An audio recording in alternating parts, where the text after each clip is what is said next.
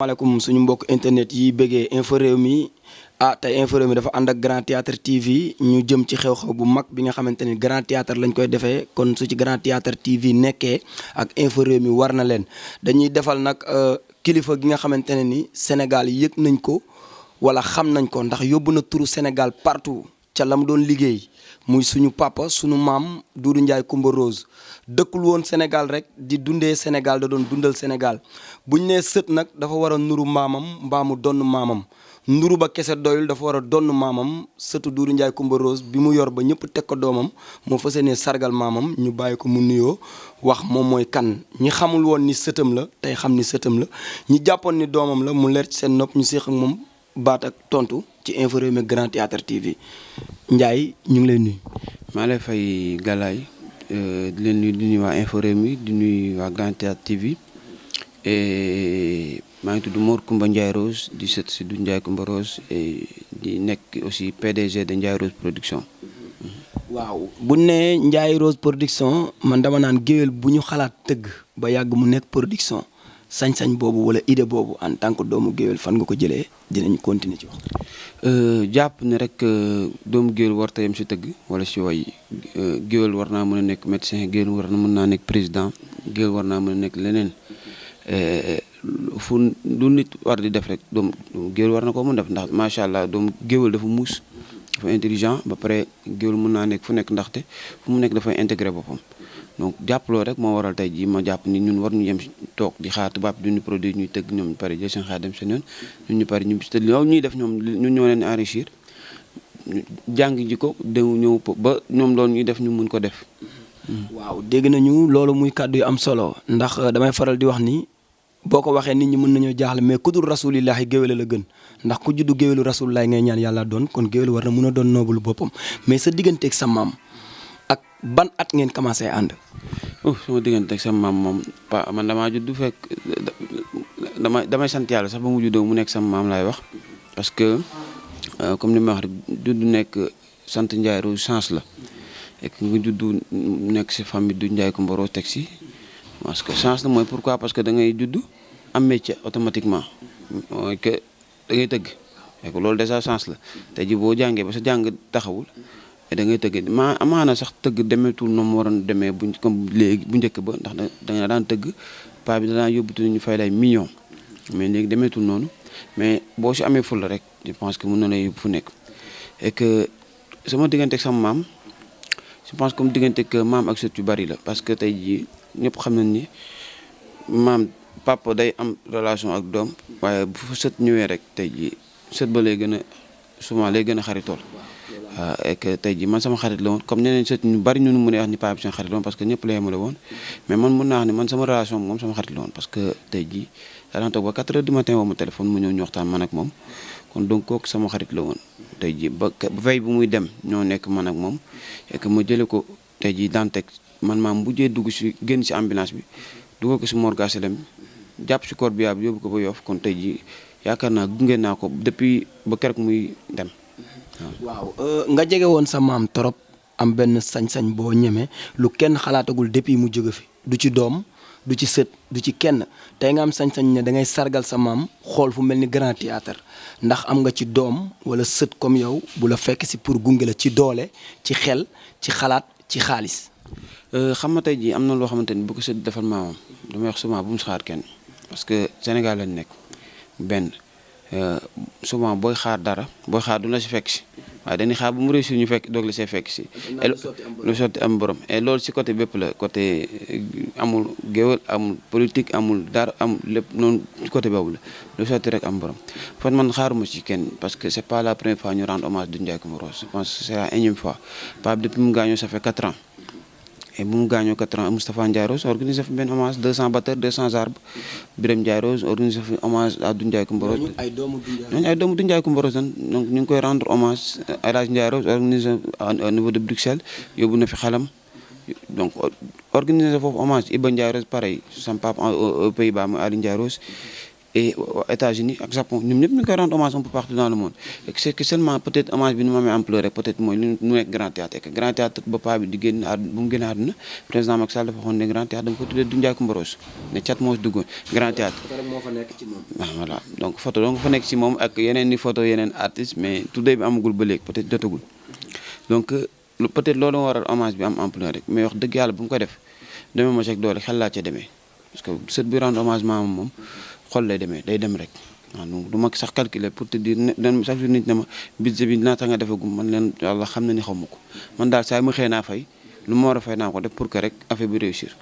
bu ma si gagné 100 francs baax na su ma ko si gagné wala xayrun. non boo gisee ma laaj la sànq question boobu mooy soit ñi nga tudd ay doomam lañu mais en tant que sët jóg na day sargal maamam bàyyi fi ay doom yu góor yu jigéen tey sët am sañ-sañ boobu ndax am na ci doomam yi kenn ku jóg ne la maa la jox 100 francs. wax dëgg yàlla amul benn doom bu ko ci def mais peut-être li ma jox moo gën mooy ñi ngi may ñaanal et que ñi ngi may seen physiquement ñi ngi taxaw et que ñi ngi may conseiller te man d'une part loolu laa doon xaar si ñoom xaaruma si ñoom financièrement ñu ma si jàppale ñaan ak conseil laa doon xaar si ñoom ak gunge ma et ñu ngi koy def donc pour man je pense que loolu doy na ma et que loolu xaaruma ko tamit si benn géwél li may xaar si géwél yi rek mooy que comme dañuy sargal Doudou Ndiaye Coumba bu leen fekkee jiitu bu leen fa benn géer jiitu sax si VIP bi na géwél ñëw wane seen bopp jënd billet toog VIP ñu sargal Doudou Ndiaye Coumba ndax ku si nekk sekk na ak yow teranga ak loo xamante ni sekk na ko ak sa baay jàmm ànd ak salaam ak teranga boo xamante ni tey jii war nañ ko mën delloo njukkal. waaw ci côté de billets yooyu ngay wax quoi mais dama ciy pause tuuti ñu am lu ñu def ndax boo xoolee sa maam international la woon du national seulement mais international bi est-ce que am nga ci ñu la ciy contacter wala ñu la ciy fekk si ci côté doole wala xalaat ba tey ci international bi. yaayu doy contact yaa am na ñoo xam te ñu ngi may woo di ma wax ne ma bés ba danañ ñëw mais ay américains ay hollandais ay belges ñu ngi may wax ne ma incha allah bés ba danañ ñëw seetaan si dinañ ñëw sargal Doudou Ndiaye Coumba japonais yi xam nga Doudou Ndiaye Coumba moom. damay wax ne souvent waa bitim réew ñoo ko gënoon na jox valeur que sax waa Sénégal waaw parce que bu ñëwee dekk dem ba mu sànni moom tourné bu génnee koy sono orthographe di photo ak moom lépp mais bu ñëwee Sénégal nga gis mu xëy nii dam toog jot jaaykat yàpp di waxtaan ak moom simple loolu boppam ñu ko mujjee rendre hommage ñan la c'est les japonais les américains les français ñoo ko mujjee rendre hommage au grand théâtre bi tey jii du sénégalais médecin après la mort la gën a mën malheureusement critiqué wu ma sénégalais mais damay wax li am parce que tey jii boo gisee paa bi dernière interview bu mu mujjee def mi ngi naan bëgg may hommage posthume dara taxul mu wax ko paa bi mosul ne bu ma kenn rendre hommage mais discours boobu ma ko wax c'était vis-à-vis avec le décès de Vieux Seng Faye dafa génn àdduna mu ko jàpp ni seetaan nañ ko ba kër muy génn àdduna tuddee mu ko dara rendre hommage mu waxee xol donc tey jii maa ngi ci xaar daan en tout cas dëkk yu bari ñu ñëw tey jii ñu may contacter ñëpp ne dinañ ñëw ñu ngi leen ci xaar ñu ngi leen ci invité aussi ah. waaw léegi comme état du Sénégal dëgg la état bi Sénégal la ñoo ko moom mais tey fi Doudou Ndiaye Rose yóbboon turu Sénégal ndax spectacle bu mu def hors pays bi dañuy gis mu sol drapeau Sénégal wane ni moom sénégalais la aussi Sénégal la ko ñor li muy def Sénégal la ko moom est-ce que tey état du Sénégal wala politiciens yi fi nekk muy opposant au parti pouvoir am na ci kenn ku la contacter ne sa maam maag moom nangam te am na ñoo xamante ne am na fu mu jaar ak ñoom ndax ñooñu tey ñu ngi lay jàppale. mais paa bi jaar na politicien Sénégal yëpp fu nekk je me rappelle bien avant président Macky Sall nekk président. tase naag moom Mantes la Jolie mu toog ñaanal ko mu président may ko xaalis daje nañ ñoom bataille en extérieur amul benn politicien bi paa bu defarul teranga wala ngay def meeting wala ngay def xew mu ñëw fa. dese paa bi Ousmane Ngom dafa ñëw nee na ba yaayam gaañoo xamul woon sax Doudou Ndiaye Rose dina déplacé ñëw jaal ko neen loolu daf ko marqué. gis nga ñi ma tudd ñii si pub bi ñëpp dama ko leen tudd parce que dama jàpp ni tey ji ñoom ñoo nekk sur place pour l'instant ñoom ñoo ñuy jiite. mais bu ma doon topp ñi nga xamante ni paa bi fekkee ne ba ñu seen nguur kon tey ji yaakaar naa pub bi du durer presque 1 minute et quelque 5 minutes lay durer mais dama leen tudd mais bu leen tuddee tudd naa ñëpp mais tey ji bu ñu rendre hommage Doudou Ndiaye Coumba Rose ku ñu tudd ak ku ñu tuddul war a sax xaar ñu ci wax je pense que tey ji du kenn comme si kii et que tey ji je pense que tey ji président de la République dafa jàpp ni man dama jàpp ni moom am na yeneen préoccupation yu gën a urgent que ñuy dox waxu Grand Théâtre mais je pense que bu ñu dee wax waxu Doudou Ndiaye Coumba Rose loolu war na bokk ci préoccupation ci président de la République parce que fi Doudou Ndiaye Rose yóbbu turu Sénégal moom xaaj bi yóbbu ko fa woon avant muy toog pense que dafa ñëw fekk Doudou Ndiaye Rose yóbbu turu Sénégal fu sori et que donc moom waru sax xaar mais comme li ñuy wax rek xam nga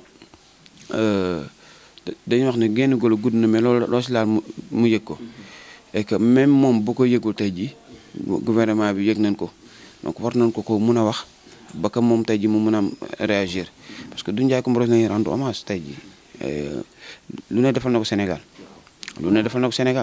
munoo boo defee bicentenaire de la révolution française bu jour boobu tey Mitterrand dafa la président Abdou Diouf ne ko waaw yow kii kan la kii président Abdou Diouf ne kontaan ne ko non kii mooy Doudou Ndiaye Coumba Rose wax ko fièrement bu mu ñëwee président Abdou Diouf ak Doudou Ndiaye Coumba Rose ne ko nit musuma rendre fier que yow ni nga ma ko defee tey nag maa sargal si kanam président Mitterrand tey ji ne ko man sax dafa maa bett parce que président Abdou Diouf xamu woon sax Doudou Ndiaye Rose dafa ñëw défilé xamu ko président Paul Kagame Rwanda ba mu bëggee percussionniste ñu jógee Sénégal Idrissa Seck la contacté moo nekkoon premier ministre mu contacté Doudou Ndiaye Coumba Rose ne ko damaa bëgg nga sargal ma ca Rwanda paa ba mu demee Rwanda dafa changé affaire dafa ne jigéen ñi laay jàngal tëgg parce que jigéen dafa war a tëgg Kagame gëmu woon ne sax booba jigéen war naa mën a tëgg tambour parce que foofu jigéen ñi tëgg mais gëmu woon dinañ tëgg am talent yooyu en 10 jours Doudou Ndiaye Coumba Rose jàngal leen tëgg bu jour boobu Kagame dafa yuux dafa woo Idrissa Seck di ko félicité mais amuñu suivi parce que bu ñu Ndiaye Rose ñëwee ñibbisee Sénégal ba mu soxlaa Idrissa Seck tamit wuyatu ko téléphone donc li may wax nii c'est dommage rek souvent mooy que bu fekkoon amaane hommage bi avant élection yi la du demee nii man gëm naa ni du demee nii mais peut-être après élection yi la moo tax xam naa ne amuñ jot donc mais nañ ñëw wuyu si Doudou Ndiaye Coumba Rose ñu sargal ko parce que mérité na ko. mais est-ce que surtout Doudou Ndiaye Coumba Rose yi def nañu benn takk pour dooleel la ci li nga jëm wala. dëgg li mu la wax amul benn géwél laa wax mu ñëw ne ma li may doolelee rek kay mooy peut-être li ma gën a soxla jamono ji mooy ñaan ak conseiller ak physiquement ñu taxaw ñëw di ma jàppale si yenn yi te loolu mais bu dee financièrement nga côté financièrement moom je pense que tey ji sama benn xarit foog mu tudd ko muy Babacar Xuma l'international moom dong moom si jàppale moom kese c'est la seule personne bu ma si jàppale yaa ngi dégg mais à part Babacar Xuma pour l'instant ni ñu toll nii amul benn mbir def te wax dëgg yàlla ba mu lay waxee rek affaire bi bu mu ko doon demee doole romb na fii mais xel lañ ko demee. jàpp ni muy sët di doom ci Doudou Ndiaye Coumba Rose ba ci ay dëkkandoom kenn ku ci nekk jël na sa doom yóbbu ko au niveau international ci der ak bantam boobu mu yoroon léegi ñi nga xamante ni tey Doudou Ndiaye Rose yóbbu na seeni doom waxuma ay sët niveau international ba tax tey bu ñu seen kër mënee am dépense ñooñu tey yan contact nga ci am ci ñooñu pour à cause de Doudou Ndiaye Coumba Rose. peut-être amaana doona yoru samay contact d'une part mais je pense que am contact kenn ku takk. non am sa contact ku ci dem Grand Dakar am ko ku ci dem HLM aussi parce que Doudou Ndiaye Rose nekkatul ku ñuy laajte kon yow tamit nekkatoo ku ñuy laajte. dëgg rek nga wax mais foofu rek laay waxee damay faral di wax ne ñi Doudou Ndiaye Rose jëlee Sénégal yóbbu leen bitim réew dafa sauver une famille. parce que souvent day jël taaw ba yóbbu et da lay yóbbu gratuitement jënd la biir yóbbu la may la xaalis jàppale su ñoom mu yóbbu kenn ku si nekk bu doon cotiser 10 euros rek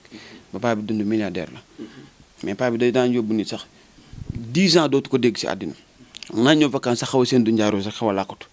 ndax su ma seenee paa bi dama koy jox ne alors que Doudou Ndiaye Rose moom soxlawul woon alors àdduna soxlawul dara moom bu la mu saani yóbbu xool dara mooy pour nga dimbali sa bopp dimbali sa njaboot rek la dégguñu si kenn waaye ñu leen ciy woo tamit mais normalement bu ñu defee pub ne hommage à Doudou Ndiaye Coumba Rose mooy woo na ñëpp yenn saa ma tax nit sax mu ne ma yow woo ma xawma dara mel naa la man ne tu te rends compte yow Doudou Ndiaye Rose lañuy rendre hommage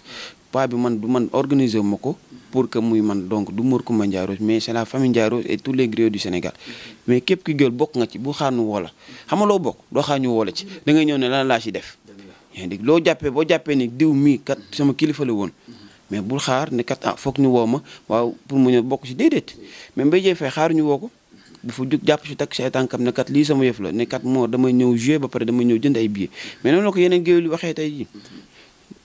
mais ñaata géwél nga mayagum billet. mënumaa may géwél bu ma may géwél billet kon damay je préfère def salle bi gratuite parce que tey jii boo gisee moo nekk film documentaire boo tourné pendant ay mois ba pa bien avant pa bi dee laa doon tourné moom documentaire bi pa bi man la mujjee tëggandool si àdduna le 15 août 2015 ñoo tëggandoo fii samedi le 15 août miir aéroport bi nii maam moom boobu ñu ngi doon nekk ci benn projet mu doon def ak moom langage de sabar benn livre bu ma bëggoon bind ak moom le 16 août mu dem enterrement le 16 août dimanche bi mu dem kër Wally Seck fa la reere le 17 août mu dem enterrement le 18 août mu dem enterrement Weeseng Faye le 19 la gaañu donc sama xaalis tëgg sama loxo la mujjee jóge maa ko mujjee xaalis tëgg mu lekk yaa ngi dégg et que tey jii moom mu sekkoon ak géwél yëpp jàmm kon nag benn génn waxuma la rek man bokk man bu ko keneen defoon ni dama si xaru dama ne kat du ma xaar lu kenn du ma si jiitu mooy li ma wax rek bu benn géwél nangu keneen ñëw la jiitu si salle bi nañ doon billet ñëw mais yëkkati billet di ko may moom kon je préfère def salle bi gratuite nit ñi ñëw seetaan ko bu ñu paree ñibbi man ma dee. mais léegi mënoon nañoo xam ban année la sa maam njëkk a génnee Sénégal yóbbu la au niveau international. 1997 la ma Doudou Ndiaye Rose 5 mars 1997 boobu xale bu tuuti la ma boobu kay est-ce que aw man ay 10 ans yooyu waaw c'est la ma Doudou Ndiaye Rose njëkk génnee fii yóbbu ma wër la ma àdduna bi et que tamit teg si mu fay ma xaas bari amul xale amul ndaw mais loolu daf ko commencé depuis fii nii parce que boo paa bi dafa musaan déposé sama yaay après un spectacle bu mu demoon jeu ji mu déposé sama yaay ñëw fekk ma si buntu kër gi mooy tëgg si butéelu goutte eau de javel donc bu mu ñëw fekk ma mooy tëgg si butéelu goutte eau de javel bi mu ne mais sama sët di tëgg si butéelu eau de javel si la xëy jëndal sëtam yëpp la jëndal sabar donc si butéelu eau de javel bi ma gisoon mooy tëgg takku si buum di tëgg rajo gi jekki non taaxale kontaan mu daw jëndal ñëpp sëtam yëpp sabar donc image yooyu moom mu gën a marqué tey jii nii yow ak sa maam lan ngeen def loo xamante ne da ngay toog ba mu yàgg nii mu nekk ci sa xel nga kontaan wala mu nekk ci sa xel nga jooy. donc en fait man paa bi man li mu koy jooy moom dafa bari moom am na yoo. non comme nga toog nga ne lii defoon nañ ko mu marqué ma kontaan wala lii defoon nañ ko tey manqué na ma jooy. moo bari na xam nga tey jii loolu paa bi loolu daf ko sekk ak njabootam yëpp xam nga tey jii par exemple mu du sama doom mooy teel a yeewu ñëw fi njëkk ñëw si fii la mujjee tudd sama si kër. mu ñëwee tuddoo fii sama doom ji c'était en mois de juin mu ñëw fii dafa wax bay jooy expliqué paa bi li mu gis nga anecdote yooyu daf ko am ak ñëpp